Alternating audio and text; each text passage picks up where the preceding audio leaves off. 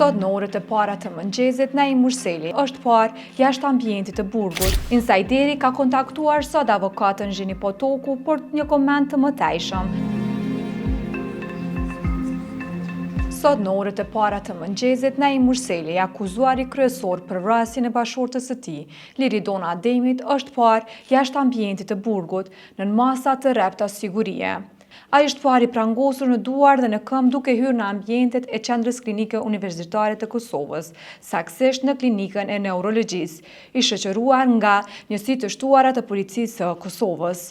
Zëdhënësja e gjykatës themelore në Prishtinë, Mirinda Gashi, ka konfirmuar për Insajderin se me 4 qershor është aprovuar kërkesa e mbrojtjes për ekzaminim psikiatrik të Murselit, ndërkohë me 9 qershor trupi gjykues ka urdhëruar që Instituti Psikiatrisë Forenzike të Prishtinës të realizojë këtë ekzaminim. Në seancën e fundit, avokatja e tij, Teuta Zhini Potoku, tha se ekzaminimi është thelbësor për të vlerësuar nëse Murseli është në gjendje të ndjekë shqyrtimin gjyqësor dhe të komunikojë me avokatët e tij.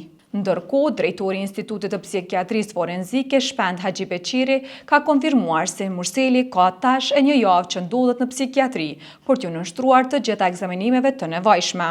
Insajderi ka kontaktuar sot avokatën Zhini Potoku për një koment të mëtejshëm, por ajo ka deklaruar se nuk ka qenë në dijenin lidhur me zhvillimet e fundit, anipse vetë ka bërë kërkesën në seancën e fundit. Sipas aktakuzës së ngritur nga prokuroria, Naim Murseli dyshohet se ka organizuar vrasjen e bashortës së tij për motive hakmarrje dhe përfitim financiar nga një sigurim jetësor në Suedi në vlerë prej 260.000 eurove. Në këtë plan dyshohet se kanë qenë të përfshirë edhe kushtrim kokalla dhe granit plava, të cilët sipas prokurorisë janë organizuar nga Murseli për të kryer vrasjen kundrejt një pagese prej 30.000 eurosh. Në ditën e ngjarjes, Naim Murseli dyshohet që ka siguruar armën me 20 fishek nga Tom Dodaj për çmimin prej 280 eurosh.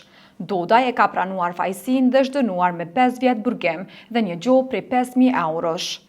Liridona Ademaj u vrau me 29 nëntor të vitit 2023 në rrugën Dalep Alshiqi në Prishtinë. Fillimisht, rasti u paraqit si një grabitje me pasoja fatale, por hetimet zbuluan shumë shpejt një plan të dyshuar të vrasjes së mirë organizuar.